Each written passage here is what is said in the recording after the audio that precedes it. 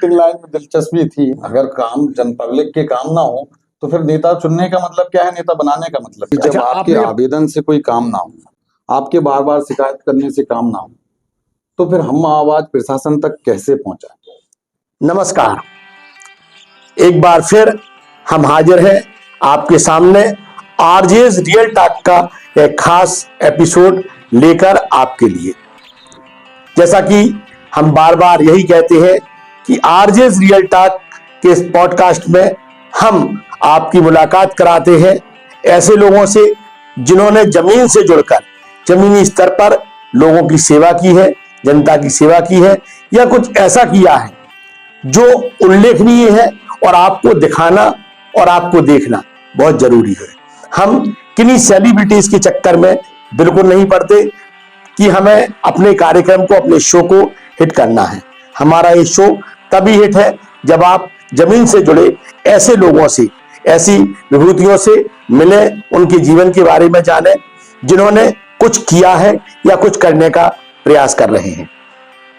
तो आज हम बात करेंगे एक ऐसे व्यक्तित्व से जो नेता भी है, अभिनेता भी है, पुलिस भी है, समाज सेवी भी है, खिलाड़ी भी है, और सबसे बड़ी बात यह है कि यह जनता के चुने हुए नुमाइंदे भी हैं, जनप्रतिनिधि भी हैं, अपने वार्ड के पार्षद भी हैं। ऐसे ही व्यक्तित्व के धनी भाई बीडी रजक आज हमारे स्टूडियो में हैं और हम बात करेंगे बीडी भाई से। बीडी भाई, बहुत बहुत स्वागत है आपका। जानेंगे, पहले हम आपसे यह जानना चाहते हैं कि आपका ये जो सफर शुरू हुआ, इस सफर को लेके आपकी राजनीतिक बैकग्राउंड क्या रहा, आपके परिवार में क्या स्थितियां रही, किस तरीके से आप आगे बढ़े, इस विषय में आप थोड़ा हमारे दर्शकों को बताएं। जी देखिए राजेश जी, राजनीतिक बैकग्राउंड तो हमारा कुछ भी नहीं है और मैं एक साधारण परिवार से संबंध रखता हूं। मेरे पिताजी रेलवे में ट्रेन मैनेजर थे, गार्ड थे, और मेरी माँ गृहिणी थी। और हम लोग जो हमारे पिताजी ने जो हम लोगों को संस्कार और तामील दी, बड़े ही शालीनता और साधारण सादा जीवन और उच्च विचार वाले तालीम हमें दी है बचपन से ही। और यही सारी चीजें करके हम धीमे धीमे संघर्ष कर करके आगे बढ़े हैं। और शुरुआती दौर में हमने काफी पढ़ाई की भी कोशिश की। पिताजी चाहते थे कि मैं डॉक्टर बनूं। उन्होंने मुझे यहाँ दासवानी कोचिंग क्लासेस कोटा में एडमिशन भी दिलाया था, लेकिन किन्हीं कारणों से मैं, क्योंकि मुझे बहुत याद आती थी, मेरी माँ की बहुत याद आती थी, अभी भी आती है, तो इस कारण मैं वहाँ रुका नहीं, हॉस्टल में रुकता नहीं था। तो मैं फिर मम्मी को बोला कि हमें नहीं यहाँ रहना, तो माँ ने बोला कि ठीक है आ जाओ आप। फिर उन्होंने उसकी, फिर भी पिताजी हार नहीं माने। उसकी ब्रांच भोपाल में थी, तो भोपाल में हमें एडमिशन दिलवा दिया, वहीं के वहीं ट्रांसफर करवा दिया। फिर आपकी क्वालिफिकेशन फिर कहाँ तक रही?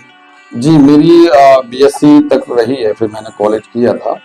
और उसके बीच में फिर मैंने एक्टिंग का कोर्स, पिताजी से बोला तो एक्टिंग करनी है, और एक्टिंग के लिए तो ये अचानक एक्टिंग का ख्याल, डॉक्टर बनते बनते एक्टिंग का नहीं, स्टार्टिंग से ही मेरी एक्टिंग लाइन में दिलचस्पी थी और पिताजी चाहते थे कि मैं डॉक्टर बना।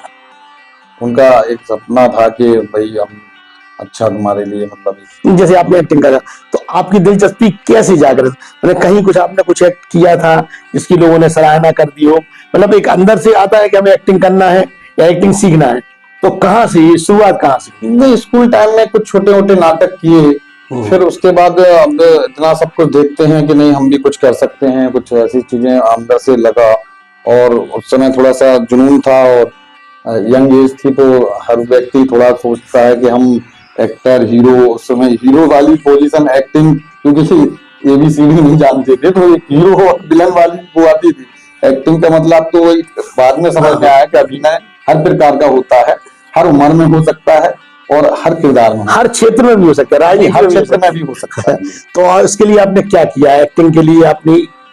जी, और देखिए एक्टिंग का मैं बताना चाह रहा हूँ कि एक्टिंग जो है ना भाई, एक्टिंग भी एक रियल लाइफ से सीख के उसको एक्ट के रूप में हम दर्शकों को दिखाते हैं। मतलब आप किसी की रियल लाइफ से का कैरेक्टर उठा के आप एक्टिंग के द्वारा आप दर्शकों तक पहुंचाते हैं। बाकी जीते तो उस समय जब एक्ट करते हैं तो उस समय आपको जीना तो उसी लाइफ को पड़ता है, उसी कैरेक्टर को जीना पड़ता है। तो फिर मैंने कहा कि एक्टिंग अगर मैं इस राजनीति में हूँ या समाज सेवा के उसमें हूँ, तब भी मैं अपने आप को ये नहीं सोचता कि नहीं हम एक्टिंग हम उससे अलग हैं, हम अब रियल कैरेक्टर में हैं। आप थिएटर से भी जुड़े रहे? जी, मैं थिएटर से रहा है हिमाचल प्रदेश में। Himachal culture research theatre from academy है, जो कि एनएसडी के जो रेपेटरी चीफ थे सुरेश शर्मा जी, उनकी एक ब्रांच है। तो सीमा मैम वहाँ की डायरेक्टर थी, तो वहां से हमने एक्टिंग का कोर्स भी किया, रंगमंच का थिएटर किया। और फिर उसके बाद हमने भोपाल में भी भारत भवन में भी काम किया, वहाँ पे कई नाटक शो किए, कौन नाटक भी किए। कौन कौन से नाटक, एक आध दो जो आप जी उल्लेख कर सकते? टंटिया मामा, टंटिया मामा, हरिशंकर परसाई जी के किस्से जो है, और एक आजाद, जो आजाद यात्रा निकली थी आपको याद होगा 2005 के करीब, तो वो इलाहाबाद से बाबरा तक गई थी, जब बाबरा का नाम आजाद नवोदय रखा गया था। उस समय अनिल दवे जी थे जो प्रभारी थे, में चले थे। और हम लोगों को संस्कृति विभाग से, मध्य प्रदेश संस्कृति विभाग से ये काम मिला था हमारे डॉक्टर संजय मेहता जी को। तो उसमें हम लोगों का पूरे जिले में, मतलब पूरे मध्य प्रदेश में, इलाहाबाद से लेकर पूरे मध्य प्रदेश के जितने भी 52 जिले थे, और सब में हम लोगों ने नुक्कड़ नाटक के द्वारा लोगों तक वो संदेश पहुंचाया था। आगे आगे हम लोग चलते थे, पीछे रह जाते थे। मतलब आपकी जो अभिनय यात्रा थी वो भी आपकी शुरू हो गई थी। फिर आपने आगे जाके रंगमंच के बाद लोग जनरली फिल्मों में जाते हैं या टीवी सीरियल में जाते हैं, आपने उसमें जाने का प्रयास भी किया? नहीं, प्रयास तो किया मैंने। कुछ हमारे मेहता जी जो डायरेक्टर थे, उन्होंने कई एक दो भोपाल दूरदर्शन पे भी परफॉर्मेंस करवाए हम लोगों के, और एक दो एल्बम भी हमने छोटे क्षेत्रीय भोजपुरी एल्बम वगैरह किए। लेकिन किसी कारण फिर हम मुंबई भी चले गए थे। और मैं आपको बताऊं, गोविंद नामदेव जी जो है सागर के अपने दिग्गज मतलब कलाकार, बहुत बड़े कलाकार। हाँ, तो उनसे मैं जुड़ा हुआ था। उनका भतीजे जो थे देव कुमार नामदेव, वो भी हिमाचल प्रदेश में थे, तो उनके द्वारा ही मैंने एडमिशन वहां पे लिया था। लेकिन फिर जब हम भोपाल में एक्टिंग बीच में छोड़ के जल्दबाजी में हम मुंबई चले गए। मीरा रोड में हमने ऋतु पैराडाइज में एक फ्लैट ले लिया पिताजी से पैसे लेके, और हमारे एक दोस्त थे, तो उन्होंने तो बेवकूफ बना लिया, पैसा हमारा उपयोग कर लिया और खुद में 2 BH के फ्लैट लेके और पीजी का काम करने लगे। तो हम वहां गए, जब हम गोविंद अंकल से मिले सिनेमा स्टार स्टूडियो में, उस समय मैम साहब फिल्म की शूटिंग चल रही थी, तो उन्होंने बुलाया कांजूर मार्ग में। तो जब उन्होंने बोला कि नहीं आप बेटा, गलत बात है, अभी आपको इतनी मैच्योरिटी नहीं है, एक तो आप बीच बीच में सारी चीजें छोड़ रहे हैं ना, आप जो रंगमंच कर रहे हो, थिएटर कर रहे थे, उससे तो अभी और करो है ना। कि नहीं, मैंने तो जीरो से मैंने एनएसडी के बाद मैंने मुंबई में जीरो से मैंने 14 साल स्ट्रगल किया। और यहाँ तो आप भाई अब कम से कम इतने तो हो जाओ, कहीं हम आपको बोले या किसी को बोले तो आपको परफॉर्मेंस आप उनके हिसाब से आप कर सको। सही। तो उस समय उन्होंने मना कर दिया। फिर मैं आ गया, मेरे एक मनीष भाई थे, वो भी आर्ट डायरेक्टर थे, राम गोपाल वर्मा की उस समय फिल्म चल रही थी आग, वो मुकेश मिल में शूटिंग हो रही थी, तो उन्होंने वहां भी बुलाया। वहां भी गया, मेरे एक जो दोस्त था रविंदर, देहरादून से, तो उसको भी लेके गया। उस समय मोहनलाल जी का जो सीन था वो हमारे सामने। अच्छा बीडी भाई, आपका वो रंगमंच का अभिनय का दौर और आज की राजनीति, तो क्या राजनीति में भी आपको लगता है कि लोगों को अभिनय करना पड़ता है? कई बार ऐसा देखा गया है, नेता बात करते करते मंच से रोने लगते हैं, कुछ लोग गरीबों को, पिछड़े वर्ग के लोग गले से लगाते हैं, कुछ मतलब जो एक्टिंग, तो वो एक्टिंग क्या राजनीति में भी जारी रहती है लोगों की? हाँ, लेकिन देखिए, एक्टिंग नहीं कहेंगे उसको, नाटक नहीं कहेंगे उसको, नौटंकी कहेंगे। अच्छा, देखिए एक्टिंग जो है वो अंदर से फीलिंग, मतलब एक्टिंग करने के लिए आपको अगर किसी भी कैरेक्टर को अगर आपको जीना है, तो पहले उसको परफॉर्म करना है, तो आपको उसका पूरा अपने अंदर उतारना पड़ेगा, उसकी पूरा दर्द, उसके खुशी, उसके जो भावनाएं हैं, उसकी सोच, उसकी विचार, तब आप बेहतर एक्टर हैं। तो फीलिंग्स के साथ एक्टिंग करता है। इसलिए आपने देखा होगा कि कोई एक्टर रो रहा होगा तो दर्शक भी रोने लगते हैं, क्योंकि उनको ये रियल लगता है कि रियल हो रहा है, वो रियलिटी, क्योंकि वो रियल फील करके उसको परफॉर्मेंस में देते हैं। और लेकिन जो नेता करते हैं वो नौटंकी होती है, वो तो सबको जाहिर होता समय है। समय देख के अपना हाँ, जैसा समय जैसे देखा। ओवर एक्टिंग होती अच्छा, अब अपन फिर से उसी चीज पे आते हैं, एक्टिंग वाली बात पे, कि नेता जो करते हैं वो नौटंकी करते हैं। आप भी एक नेता हो, जी।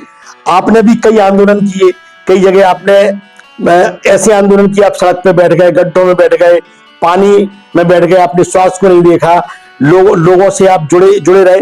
तो क्या ये सब भी एक्टिंग थी या फिर वास्तव में आप कुछ करना चाहते? देखिए ये एक्टिंग नहीं, ये रियल लाइफ है। मैंने बताया कि रियल लाइफ से निकल के ही आदमी रियल लाइफ की जो चीजें होती है उनको अंदर अपने अंदर उतार कर परफॉर्म जो करता है उसको एक्टिंग हो गई। और हम तो रियल लाइफ में वो काम कर रहे हैं, हमें दुख दर्द हमें कहीं दिख रहा है, कहीं अव्यवस्था दिख रही है, तो हमसे वो देखी नहीं जाती है।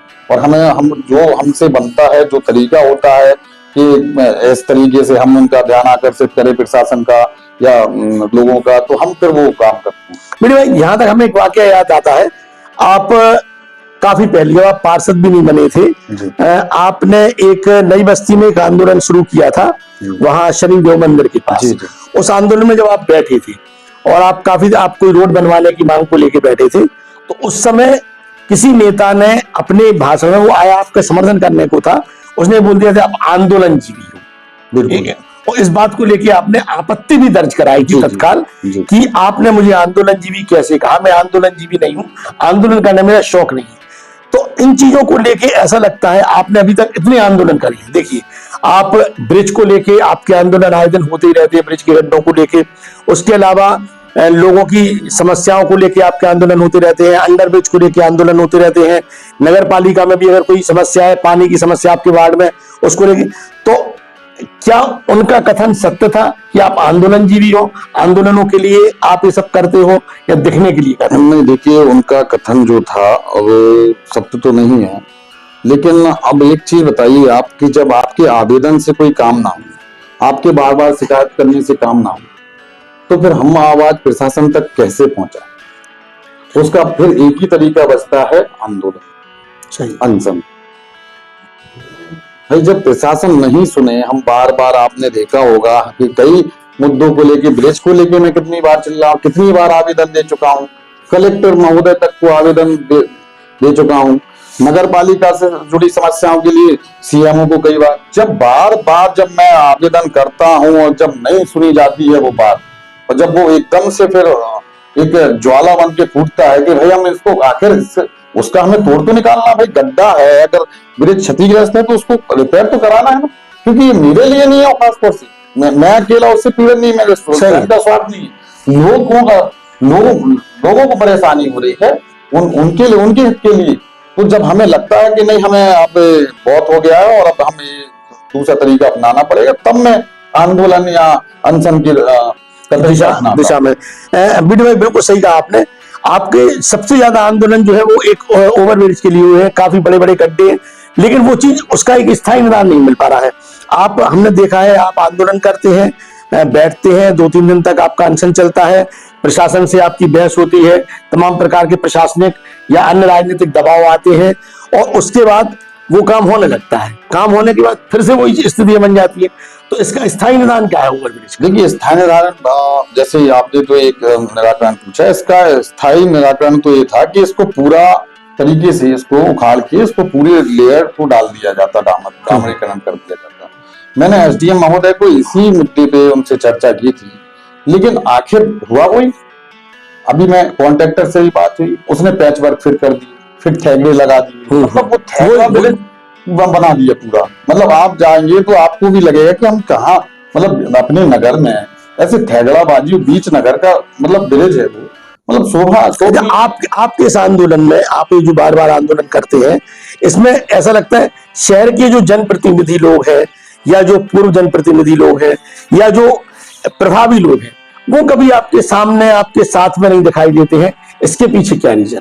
अब इसके पीछे तो देखिए, मैं अभी तो उनका कारण है, मैं तो कुछ नहीं कह सकता हूँ। बाकी ऐसा नहीं बीडी बड़ा नेता बन जाएगा, हम उनसे छोटे हो जाएंगे। अरे ऐसा कुछ नहीं, वो नेता बनने से क्या, नेता बनने से क्या, अगर हम काम ना करवा पाए तो वैसे नेता बेकार है ना भाई। अगर काम जन पब्लिक के काम ना हो तो फिर नेता चुनने का मतलब क्या है, नेता बनाने का मतलब क्या है? अच्छा, आपने जब पार्षद का चुनाव लड़ा तो वो निर्दलीय रूप में लड़ा, आपको ऐसा लगा था कि आपने वार्ड के लिए कुछ किया है और हमें चुनाव लड़ना चाहिए, लोगों ने भी आपको सिर आंखों पे बिठाया और आपको जीत दिलाई। तो निर्दलीय जब आप चुनाव लड़े थे, आप उस समय भी पार्टी से टिकट मांग सकते थे कि आपने पार्टी से टिकट मांगा था? यदि मांगा था तो आपको क्यों नहीं दिया गया, फिर आप भाजपा में ही क्यों गए? देखिए, पार्टी से टिकट की बात तो हुई थी, है ना। मेरी भाजपा से भी हुई थी, कांग्रेस से भी बात हुई थी, है ना, कि टिकट चुनाव के संबंध में। लेकिन बड़ी बड़ी पार्टियां हैं और उनके पहले से लोग फिक्स रहते हैं। उन्होंने कहा नहीं, हम तो इनका यहाँ पे सेट है, उनका वहाँ सेट है। तो फिर हमें फाइनली, क्योंकि हमारे लोग कह रहे थे, हमारे वार्ड के लोग चाहते थे कि हम चुनाव लड़ें, मेरा कोई पर्सनल उद्देश्य नहीं था। और कुछ काम ऐसे थे जिनको मैंने जिद हो गई थी कि इन काम को मुझे करवाना है, क्योंकि हमारे जो पूर्व में रहे हैं उन लोगों ने उस कार्य को करने में असमर्थता को जताई ही, साथ साथ हमारा मजाक भी उड़ाया। हम लोग जब आंदोलन किए, अनशन किए, एक सड़क को लेके, आपको पता होगा, जो झांसी के ओवरब्रिज से लेके अभी ढक्का तक, जो कि वर्तमान में बनवा चुके, उसको लेके अरे पागल हैं लोग, तो कुछ भी करते हैं, कुछ भी, ऐसा कुछ नहीं होना है, वो रेलवे की है, ये है, वो है। यहाँ तक कि आपने देखा कि सांसद महोदय जी भी आए थे, लेकिन उससे हम लोग जूझते रहे 5 साल। 2020 में हमारा शायद पहला वो उसको आंदोलन किया था। अभी जब हम बने और सर्वप्रथम हमने उसका परिषद में विषय डाला कि हमें ये निर्माण करवाना है, उसके बाद हमने एनओसी रेलवे को जारी करवाई। व्यक्तिगत संबंध से डीआरएम रेलवे से निवेदन किया, रेलवे के जो यहाँ पे जो एडीएन महोदय थे उनपे भी कुछ वैसा जनता वाला दबाव भी डाला जनाब वो उसका, और कुछ व्यवहारिकता में उनसे एनओसी मैंने मतलब आपका यह एन केन प्रकरण, आपको अगर कोई समस्या जनता की है और आप सुलझवा लेते हैं, जैसे आपको भाजपा में लाने का श्रेय किसको गया? देखिए, भाजपा में आने का श्रेय, मैं आपको कुछ चीजें रहती है जो व्यक्तिगत रहती, मैं बता नहीं, क्योंकि कुछ बातें बता दी जाएगी तो बहुत से लोग बुरा मान जाएंगे। चलिए। अच्छा, निर्दलीय रहकर जब आपने काम किया, आपने अच्छा काम किया, भाजपा में जब आप ज्वाइन कर लिया, उसके बाद क्या आप उसी हिसाब से काम कर पा रहे हैं, उसी शक्ति के साथ, उसी ऊर्जा के साथ? क्या है, चाहे भाजपा हो, कांग्रेस हो या निर्दलीय, जो बात की है आपने, देखिए पार्टियां हैं, ये कोई व्यक्ति तो है नहीं, विचारधारा है। अगर आप में जो क्वालिटी है तो आप तो उसी क्वालिटी से काम करेंगे। हाँ, ये जरूर है कि जब पार्टी के होते हैं तो पार्टी की गाइडलाइन को फॉलो करना पड़ता है, उनके दिशा निर्देश को मानना पड़ता है, उनकी सारी चीजों पे चलना। आप कहाँ मानते हो सर? आप लगातार, मतलब ऐसा देखा गया है, मतलब अच्छी बात है कि आपने भले पार्टी में ज्वाइन कर लिया, नगर पालिका की कई बैठकों में हमने आपको लड़ते झगड़ते देखा है, ठीक है। कई पार्टी के जो मैंने कई चीजें ऐसी हुई कि सत्ता में कहते हैं, आप सत्ता में हो तो सत्ता का विरोध भी करते हमने आपको देखा है, आप आंदोलन करते हो जगह जगह पे। आपने ये इस वाले ब्रिज पे भी, ये जो खुरेगुड वाला ब्रिज है, वहां पे भी आपने आंदोलन किया, अंडरब्रिज में भी।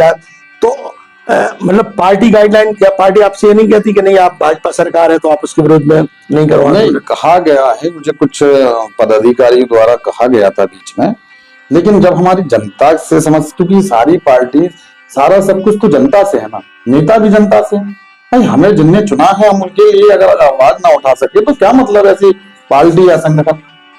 और भाई हम कौन सा किसी का बुरा थोड़ी कह रहे हैं भाई, कोई अव्यवस्था है तो वही तो बता रहे हैं ना। अगर इतना ही संवेदनशील प्रशासन सरकार है, सत्ता है, तो प्रशासन को कहे ना कि वो कार्य कराए, वो असुविधा हो क्यों रही लोगों को। हम तो ये अच्छा कर रहे हैं, पार्टी के हित के लिए कर रहे हैं, कम से कम पार्टी के, भाई हमारी जो पार्टी है भारतीय जनता पार्टी, तो कम से कम ये है कि हम देखिए, हम उसमें काम करके ये काम करवाते हैं। अगर उन तक बात नहीं पहुंच रही तो हमारे आंदोलन के द्वारा, अनशन के द्वारा वहां तक, ऊपर तक बात तो पहुंच गई। क्या अव्यवस्था है यहाँ? मतलब पार्टी ज्वाइन करने के बाद आपकी काम करने की क्षमता का जो दायरा है वो और ज्यादा बढ़ गया है, ऐसा आप मानते हैं? हाँ, ऐसा आप मानते हैं। चलिए, अब हम उसी पार्टी की बात करते हैं कि आप भारतीय जनता पार्टी में आए, निश्चित रूप से आप चुने हुए जनप्रतिनिधि थे, पार्टी को आपको लेना था, पार्टी ने आपको ले लिया, लेकिन इसके बाद पार्टी में वो तवज्जो आपको नहीं दी जा रही है। अभी पिछले दिनों सोशल मीडिया की आपकी एक पोस्ट के माध्यम से जानकारी मिली कि बीना में कोई बड़ा बीजेपी का कार्यक्रम था, उन पोस्टों से आपको गायब रखा गया। आपको कहीं महत्व ऐसा मंचों पर नहीं दिया जाता है कि ये बीडी रजक के आप, जबकि आप इतने सशक्त पार्षद हैं, इतने बड़े बड़े आंदोलन करते हैं, पार्टी के हितों में काम कर रहे हैं, तो ऐसा क्यों?